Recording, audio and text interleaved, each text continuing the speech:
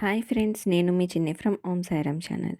ఎంతో పవిత్రమైన కార్తీక మాసంలో పురాణ పఠనం అనేది విశేష ఫలితాన్ని ఇస్తుంది. పురాణం చదవడము వినడమే కాదు, చదివి వినిపించడం కూడా ఎంతో పుణ్యప్రదం. చదవడం వీలు కాని వారు కనీసం వినడానికైనా ప్రయత్నించండి. నిన్నటి అధ్యాయంలో కర్మఫల వివరణ గురించి తెలుసుకున్నాము. రోజుకో అధ్యాయం భాగంగా 19వ రోజు 19వ అధ్యాయంతో మీ ముందుకు వచ్చేసాను. ఓం నమ శివాయ. 19వ అధ్యాయము చాతుర్మాస్య వ్రత ప్రభావం.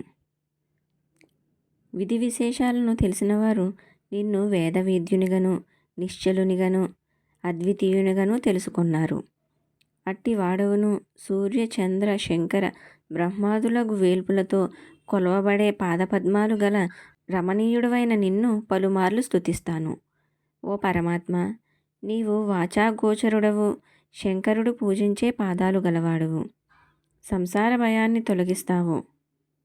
సంసార సాగరాన మునిగి పర్వతాకారులైన శంకరాదులతో ఎల్లప్పుడూ పొగడబడుతుంటావు. స్థావర జంగమాదులైన సర్వభూతాలను భూత భవిష్యత్ వర్తమానాలై ఉన్నాయి. అవి అనిత్యాలు. నీ మహిమ మాత్రం సర్వోత్కృష్టం. నీవు పరాత్పరుడవు. శంకరుడు నీ పాదపద్మాలు ఎప్పుడూ పూజిస్తూ ఉంటారు. చరాచరమైన ప్రపంచమంతా మహాభూతాలతోనూ మాయలతోనూ కూడి మాయమగును. మాలారూపమైన సర్వతుల్యంగాను అనేక కారణములు కలదిగాను కనబడుతుంది. నీ ఒక్కడవు మాత్రమే సర్వసముద్రుడవై విరాజిల్లుతూ ఉంటావు. ఓ మురారి, విచిత్ర రూప, 4 విధములైన అన్నములకు యజ్ఞమునకు సర్వరూపమైన వాడవు. నీవు ప్రపంచం యొక్క ఆద్యంతాలందు సర్వపరిపూర్ణుడవై ఉన్నావు. ఓ ఈశ్వర, నీవు ఆనంద సాగరుడవు, సదాచిత్స్వరూపుడవు. సర్వమునకు స్థానమైనదియు సర్వపురాణ సారమును అయిన సకల ప్రపంచమును నీ తోడనే పుట్టి నీయందే లీనమవుతున్నాయి. నీవు సకల జనుల హృదయాలలో కిరణాలకు కారణమై ఆత్మస్వరూపుడవు. అన్ని లోకాల చేత కీర్తింపబడే ఈశ్వరుడవు. మనసు చేత కూడా సాధ్యం కానివాడవు. జ్ఞాననేత్రులకు తప్ప మాంసనేత్రులకు నీవు కనిపించవు. ఓ ఈశ్వర, నీకు అనేక నమస్కారములు. ఓ నారాయణ, నన్ను కృతార్థుని చేయి, నీకు మొక్కులు అర్పిస్తాను. నీ దర్శనం నా విషయంలో వృధా కాకుండుగాక. ఓ పరమేశ, అఖిల లోకారాధ్య, సర్వేశ్వర, ఈశ్వర, నీకు నమస్కారం. నీవు నన్ను సదా కాపాడుతూ ఉండు. అట్లు చేసినట్లయితే నన్ను కృతార్థుణ్ణి చేసినట్లవుతావు. నీకు దీనివలన ఏ కొరత రాదు. నీవు దయానిధివి, దాతవు. నేను దీనుడను, సంసారాంబుదిలో మునిగి ఉన్నాను. నిర్మలుడా, ఈశ్వరుడా, లోకంచే నమస్కరింపతగినవాడా, మురారి, సంసార సముద్రములో మునిగిన నన్ను ఉద్ధరించు త్రైలోక్యనాథునికి నమస్కారం. త్రైలోకవాసివైన నీకు నమస్కారం. అనంతుడా, ఆది కారణుడవు, సర్వవ్యాప్తివి, సృష్టికర్తవు అయిన నీకు నమస్కారము. దయానిధి, హంసుడవు, హంసపతివి, పూర్ణ సత్స్వరూపుడవు, గుణాతీతుడవు, గురువువైన నీకు నమస్కారం. నిత్యానంద సముద్రమున ఉన్నవాడవు, స్వర్గాపవర్గప్రాప్తి కారణుడవు, సకల విభేదాలు లేనివాడవు, తేజస్వరూపుడవు, సజ్జనుల హృదయము లోపల నివసించు ఆత్మస్వరూపుడవు, సర్వేశ్వరుడవు, హరివి, శ్రీకృష్ణుడువైన నీకు నమస్కారము. సృష్టిస్థితిలయకారుడవు, వైకుంఠవాసుడవు, నీ పాదపద్మాలకు నమస్కారం చేస్తూ వినయంతో తల ముందుకు వాల్చిన వ్యాసాదులు నిన్ను స్తుతించును. నీ పాదములందరి భక్తి అనే నావనెక్కి పుట్టుక అనే సముద్రాన్ని దాటి ఆర్తితో కోరి తేజోమయుడవైన నిన్ను పొందారు. మానవులు అనేక విధములుగా నిన్ను ప్రత్యక్షానుమానాది తర్కశాస్త్ర వ్యాఖ్యలిచే ఊహించుకున్న, నానావిధ పురాణములు ఆగమాలు పఠించిన, పెక్కు శాస్త్రాలు విచారణ చేసిన నిన్ను తెలుసుకోలేరు.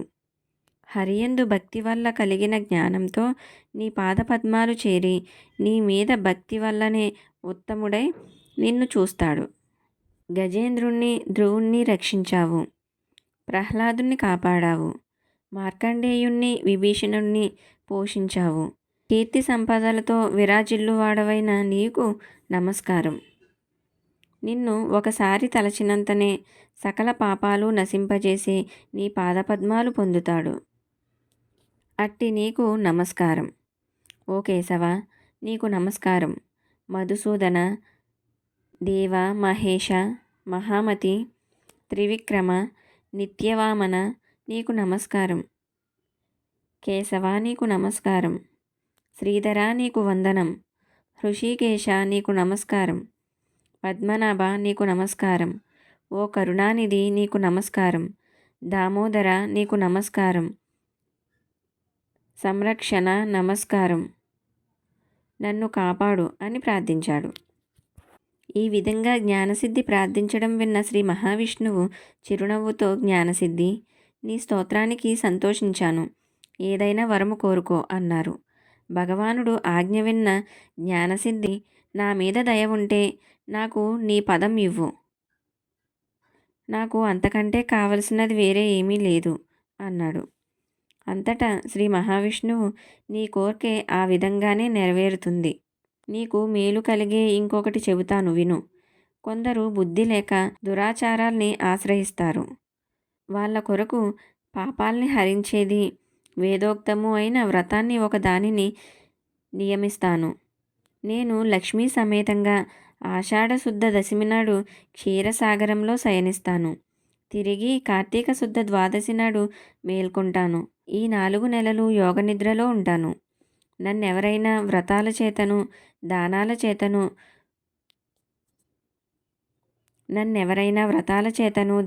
చేతను పూజిస్తే వారికి పాపాలన్నీ పోయి నా సాన్నిధ్యం కలుగుతుంది. నా తృప్తికి కారణమైన ఈ 4 నెలల్లోనూ వ్రతం దానాలు చేయని వారు సకల నరకాల్ని అనుభవిస్తారు. నా ఆజ్ఞ ప్రకారం చాతుర్మాస్య వ్రతం చేయని వారు బ్రహ్మహత్య చేసినంత పాపాన్ని పొందుతారు. సోమరితనం, నిద్ర పుట్టడం, మరణించడం, దుఃఖం మొదలైన వాటి వలన కానీ, లోభాల వల్ల కానీ, తక్కిన వాటి వల్ల కానీ నా భక్తులకు భయం లేదు. నా భక్తులు ఎవరో, భక్తి లేనివారు ఎవరో వారి భక్తిని పరీక్షించడానికి నేను నిద్ర నటిస్తాను. నా ఆజ్ఞ ఎవరు పాటిస్తారో, నాకు ఇష్టాన్ని ఎవరు కలిగిస్తారో వారి వాక్కాయ జన్మలైన పాపాలన్నీ హరిస్తాయి. నీవు చేసిన స్తోత్రాన్ని 3 సంధ్యల్లోనూ పఠించేవారికి నా మీద దృఢమైన భక్తి కలుగునుగాక. వారు చిరకాలం వైకుంఠాన నివసించుగాక అని యోగనిద్రకు వెళ్ళిపోయారు. ఓ మహాముని, శ్రీహరి వాక్యాన్ని నీకు చెప్పాను.